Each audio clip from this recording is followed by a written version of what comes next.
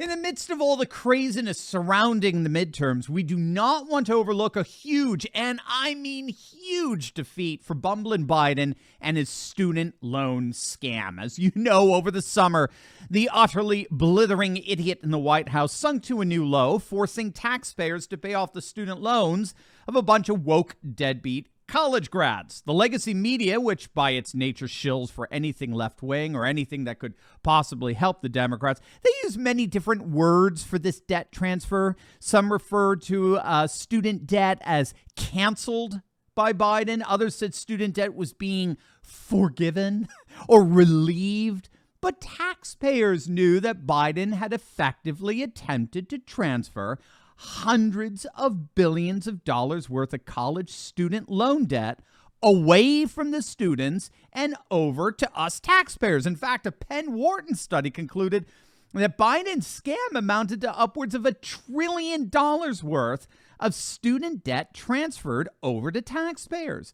The notion that this debt was somehow magically forgiven or wiped out or expunged, obliterated into some abyss, was, of course, patently absurd. Debts have to be paid for, and thanks to bumbling Biden, we, the taxpayers, were now the ones responsible for paying this debt, to the tune, by the way, of $2,000 per taxpayer. Working-class families were now saddled with paying the college debt of a woke gender studies student. It was utterly absurd. Well, it looks like this absurdity, and I'm ecstatic to announce this, it looks like it just got crushed by the courts. A Trump-appointed Texas federal judge has officially struck down the executive order as blatantly unconstitutional. Judge Mark T. Pittman wrote that Biden's program was a complete usurpation of congressional authority by the executive branch. Judge Pittman wrote, quote, "No one can plausibly deny that it is either one of the largest delegations of legislative power to the executive branch or one of the largest exercises of legislative power without congressional authority in the history of the United States." He went on to write, quote, "In this country, we are not ruled by an all-powerful executive with a pen and a phone. Instead, we are ruled by a constitution that provides for three distinct and independent branches of government. The court is not blind to the current political division in our country, but it is fundamental to the survival of our republic that the separation of powers as outlined in our Constitution be preserved." And amen to that. In other words, Biden's arbitrary and capricious attempt at unloading $1 trillion of student debt on the taxpayers via an executive order has absolutely no grounds whatsoever in a constitutional republic. Charles Cook over at National Review responded best, "This was not a victory for a conservative advocacy group, as the Washington Post had previously reported, the shills they are. It was a victory for the rule of law. It was a victory for Article 1. It was a victory for the separation of powers. It was a victory for people who can read. It was a victory, in other words, for America's beautiful constitutional order." And that it was. But we shouldn't underestimate just how powerful conservative forces were in issuing this ruling. In fact, President Trump stalks behind this ruling. I'm going to show you exactly why he's getting the last laugh here. But first, in celebration of our hitting 1 million subscribers, I've got all kinds of free stuff just for you. Just click on that link below and you'll discover it's Christmas early over here at Turley Talks. I'm giving away 2 of my best books, The Return of Christendom and The New Nationalism, as free ebook downloads. You also get my Fake News Antidote, which is a compilation of my favorite go-to Patriot news sources.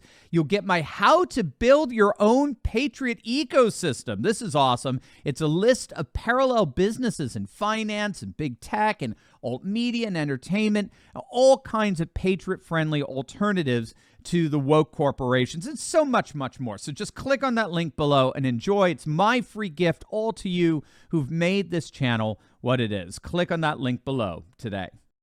In many respects, this federal judge striking down Biden's blatantly unconstitutional transference of debt from students to taxpayers is, for the left, nothing less than a fulfillment of a rather ominous prophecy made by the left-wing Guardian, when they wrote the headline a couple of years back, Trump's judges will call the shots for years to come.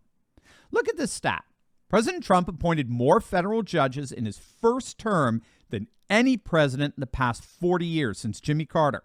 Trump had 220 federal judges confirmed throughout his 4 years, just short of Carter's impressive number of 260. Now, of course, Trump appointed a record number of Supreme Court justices, 3 in his all too short 4 years. That's, of course, 33% of the Supreme Court. And it really was just the crown jewel of Trump's transformation of the judiciary, where he appointed 30% of all U.S. appellate judges. And it's not just the magnitude of that number, it's also the estimated time that they'll be serving. According to The Guardian, the average age for a Trump-appointed appellate judge is 47 years, which is 5 years younger than the average age of Obama's appointees. In fact, there were several Trump-appointed judges in their 30s. They'll be serving for at least the next generation, some upwards of 2 generations. Again, as reported by The Guardian, the Federal Judicial Center found that this age disparity means that Trump judges will serve a total of 270 years more than Obama judges and will decide thousands upon thousands of more cases. And as we can see with this Texas federal judge who was appointed by Trump, these are primarily staunch conservative judges. President Trump worked very, very closely with advisors from what's called the Federalist Society, particularly the conservative Leonard Leo, for the purpose of restoring the integrity of the federal bench by appointing originalist judicial nominees who apply the law as it was originally written and intended, rather than the ways in which liberal ideologues seek to twist it and use it for political purposes. Now, what all of this means for us, especially now in the shadow of these midterms, is that with Republicans looking to take over the House, as just projected today by NBC News, the Biden legislative agenda is effectively dead. Biden's agenda is going nowhere with the Republican House. It doesn't matter what happens in the Senate. That's irrelevant. So with Biden's legislative agenda effectively crushed, he has to turn to EOs, executive orders, to get anything done. But what we're finding is that the courts, the federal courts transformed by Trump himself, have been crushing Biden's EOs. The courts, and ultimately, of course, the conservative majority on the Supreme Court, they have struck down the CDC, the Center for Disease Control's attempt at playing landlord during COVID, right? When it enacted a federal eviction ban during the whole COVID outbreak, the court came out and said that the CDC cannot pretend to be a national housing regulator dictating to landlords what they can and cannot do. And then the court struck down Biden's OSHA vaccine mandate for all workers in all industries and workplaces above 100 employees. The court struck down the EPA, the Environmental Protection Agency's attempt at trying to enforce carbon emissions rules that Congress has repeatedly rejected. In other words, as a federal administrative agency, you don't get to bypass Congress. That's the recurring theme. So Trump's transformed judiciary system, climaxing with a conservative Supreme Court, has an astonishing message for Biden.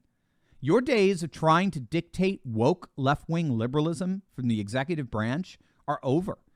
They're not happening under our watch, and there's absolutely nothing that bumbling Biden can do about it. As always, make sure to smack that bell and subscribe button. You will definitely want to check out my latest video on woke Disney imploding, as they've just announced mass layoffs across the board. You're not going to want to miss it, so make sure to click on that link, and I'll see you over there. God bless.